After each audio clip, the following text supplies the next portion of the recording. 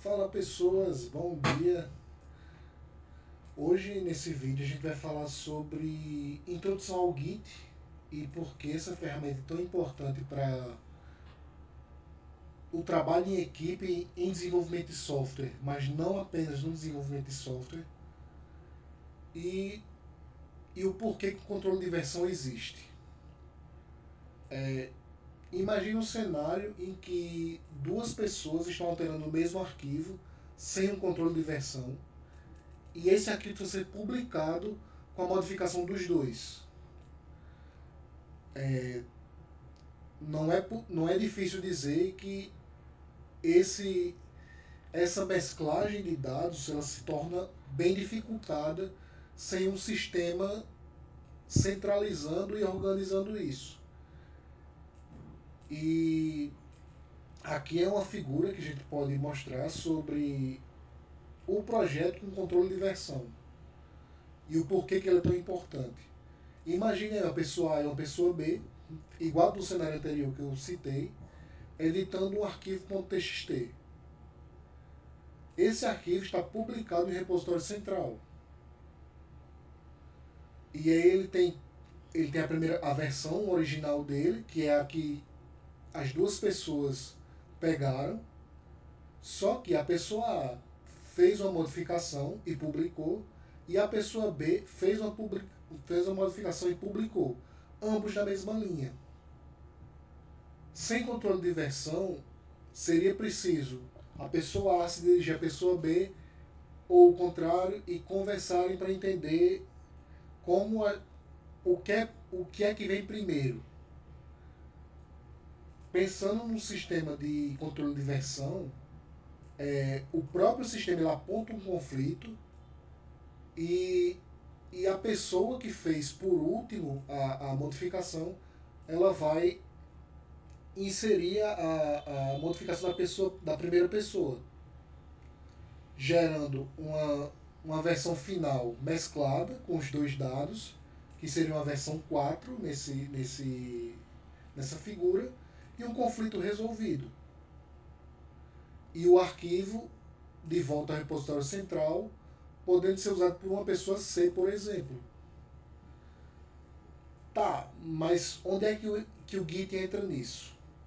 O Git ele foi criado em 2005 pelo Linus Torvalds, o mesmo cara que criou o Linux, e ele criou o Git visando o controle de versão para o desenvolvimento do Linux. E o Git ele tem algumas características interessantes. Ele é extremamente rápido e eficiente, porque quando você puxa o conteúdo de um repositório central, você traz para a sua máquina. E todos os comandos que você faz na sua máquina são feitos em um ambiente local extremamente rápido. Ele é descentralizado.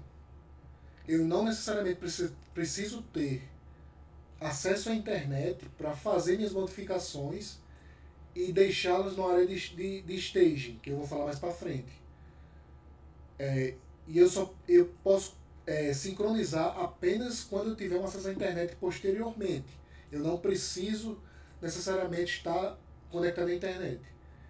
Ele tem um sistema de branching de ramos muito eficiente para não misturar funcionalidades. Tudo que eu faço em relação à publicação na área de staging do Git, ele é verificado por uma sequência de caracteres, um checksum, que faz com que você tenha garantia de que o conteúdo está íntegro e de que você consiga posteriormente, caso necessário, voltar a versões anteriores.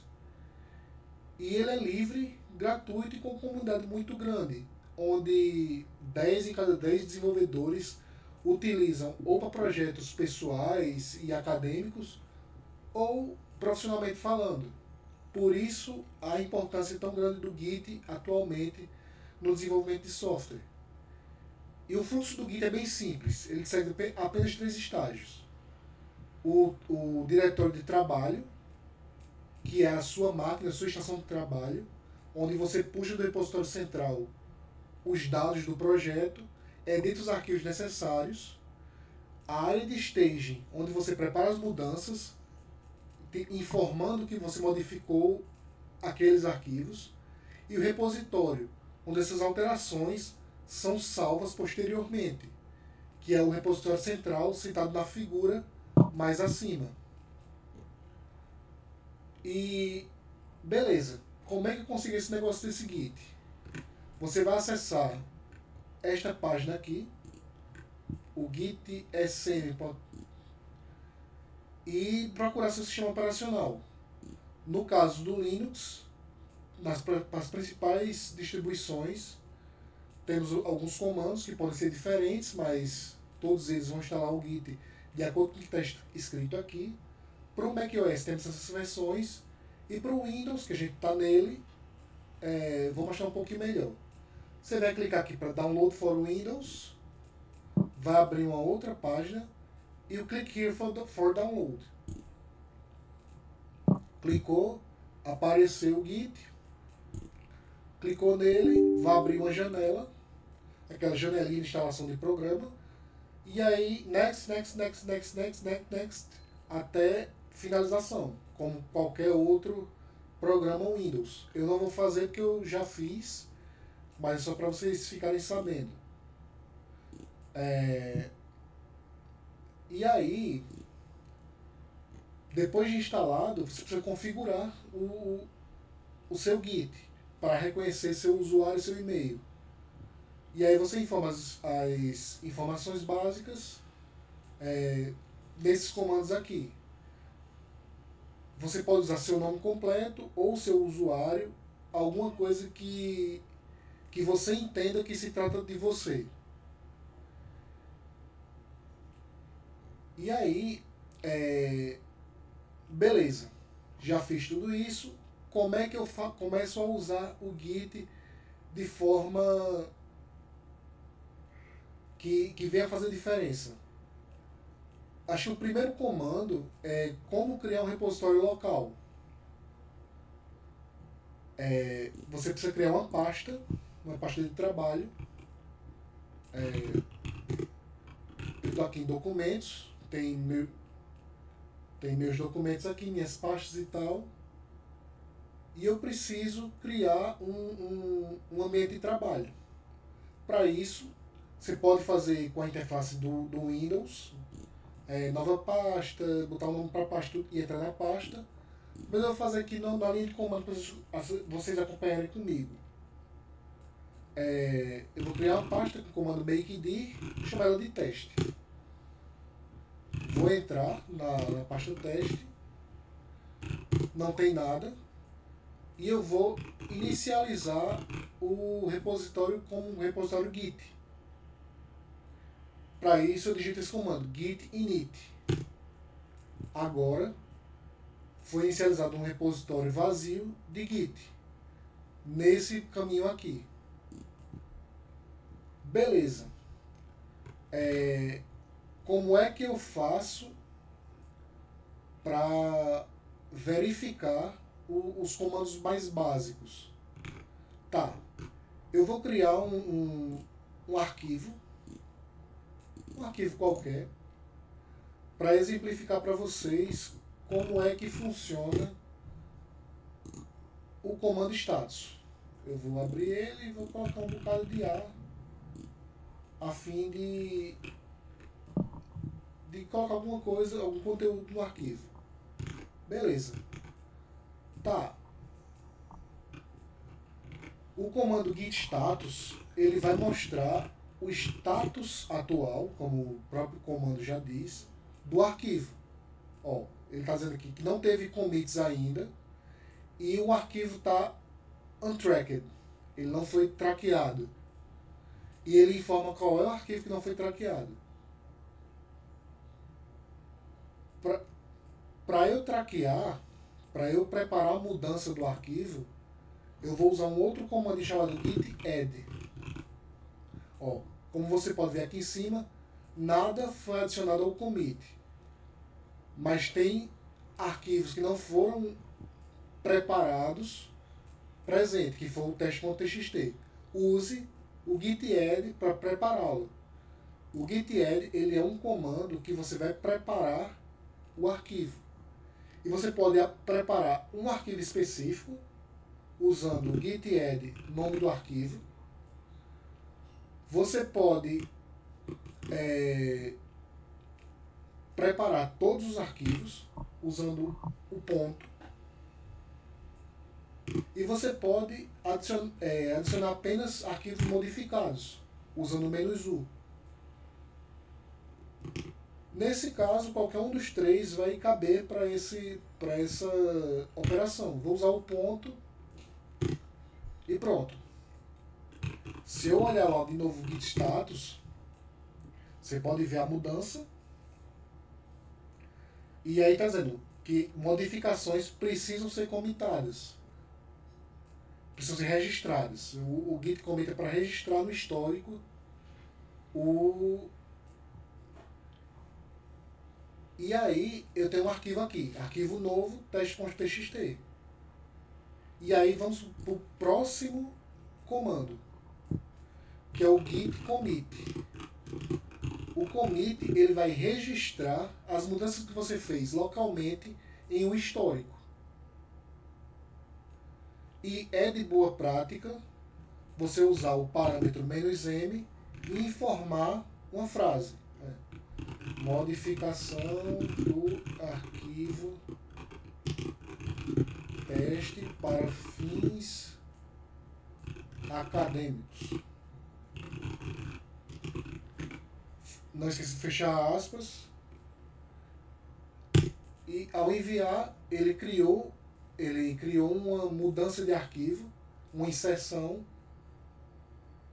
E se eu verificar no próximo comando que a gente vai falar, que é o git log, ele vai mostrar o histórico do seu repositório. Ele está mostrando que eu tenho um commit com esse hash, que é o que vai garantir a integridade do meu arquivo.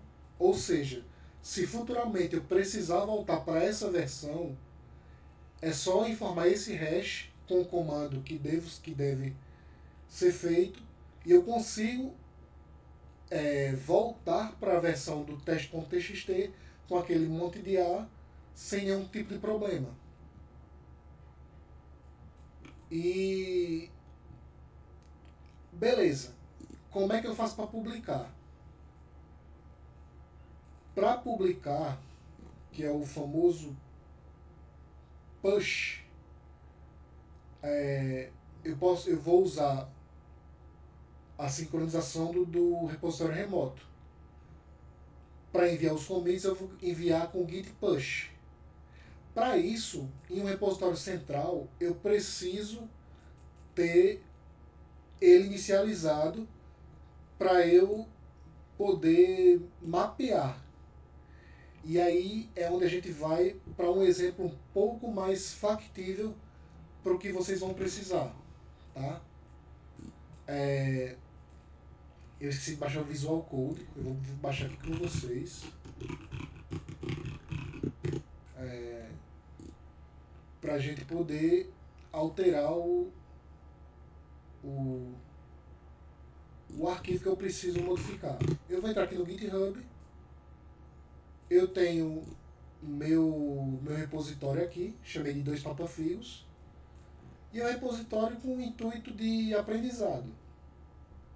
Eu vou até tirar aqui as linguagens que podem ser usadas em propósito geral. E aí, com isso, eu vou mostrar um outro comando, que é o comando de clonar. Vou voltar aqui um pouquinho. Cadê o clone? Aqui. Esse repositório aqui já existe. Ele já foi publicado no repositório central chamado GitHub. Mas eu preciso fazer alteração nesse projeto. Como que eu posso fazer? Eu vou criar um repositório, uma pasta aqui no meu computador, com o mesmo nome do repositório, só para organizar. E aqui eu vou abrir um terminal. Eu vou abrir com o bash, que é para manter ver só em que diretório eu estou. Eu não estou no diretório certo. Eu vou para o diretório que eu devo estar, não tem nada. Para eu puxar todas essas alterações, eu preciso dar esse comando aqui, git clone. Git clone do que? Se eu clicar aqui em code, eu tenho uma URL. Então, essa URL ela vai me informar de onde eu estou puxando esse conteúdo. E aí eu começo a clonar meu repositório. Tá, o que é clonar? Vocês viram que a pasta estava vazia, agora eu tenho uma pasta dentro e com todo o conteúdo que eu tenho no meu repositório. Todo ele. Ah, eu preciso modificar esse arquivo readme.md. Beleza. Ah, eu não gostei desse jeito. Eu vou criar mais um campo aqui e vou chamar ele de Introdução ao Desenvolvimento Front-End. Salvei meu arquivo. Como eu mostrei para vocês os outros arquivos do programa lá, eu tenho que entrar no repositório, né? Porque meu repositório Git é o que está de dentro, é essa pasta aqui interna. Se eu der um git status, você pode ver que eu modifiquei o arquivo readme.markdown.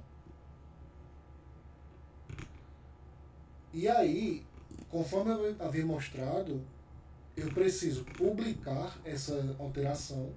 Então eu vou dar um git commit -m modificação do readme.md. Dou só um exemplo, a mensagem.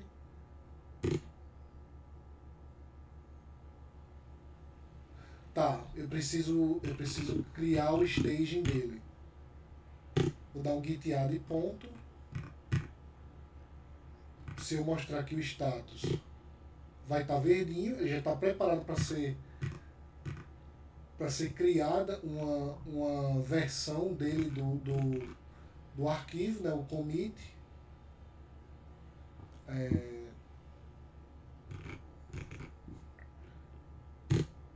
E aí pronto. Se eu mostrar aqui o status novamente, não tem nada para comitar, tudo que já foi comitado. Então, nesse momento, eu vou dar o arquivo git.push. Eu vou dar o comando git push. Cadê? Só para mostrar para vocês aqui. Para enviar essa modificação que eu fiz para o meu repositório central, que é este repositório aqui. Ao digitar git push, ele vai pedir que eu logue no meu GitHub, porque minhas alterações estão no Git local. O meu GitHub não sabe que eu sou eu. Então eu vou autorizar. Estando autorizado, ele publicou, e eu posso ver aqui, se eu der um F5, que eu modifiquei a 1 minuto o arquivo readme.markdown com modificação do readme.md. E o que eu coloquei lá está aqui, ó, Introdução ao Desenvolvimento Front-End, que foi minha modificação aqui do arquivo local. Tá. Agora, como eu vou fazer para trabalhar com repositório alheio? Porque quem resolver clonar e publicar alguma coisa vai modificar o meu repositório, vai bagunçar tudo. O que é que eu preciso de vocês, jovens? Vocês vão precisar fazer o seguinte passo a passo. Primeiro, criar uma conta no GitHub. Vocês sabem criar uma conta, eu não vou mostrar como é que cria, tá?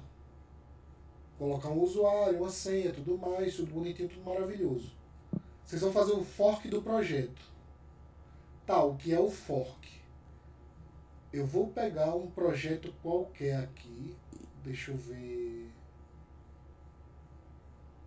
Projects. Não, não é o meu. Vou pegar qualquer coisa aqui. Sei lá. Pronto. Esta pessoa aqui, esse usuário, Ahmed Machine, ele tem esse repositório Pokémon Go Map. E eu achei interessante e eu quero contribuir com o repositório dele. O que eu posso fazer? Eu posso forcar. O que é forcar? É fazer uma cópia do repositório de um usuário A, no caso esse Ahmed Machine, para um usuário B, que sou eu.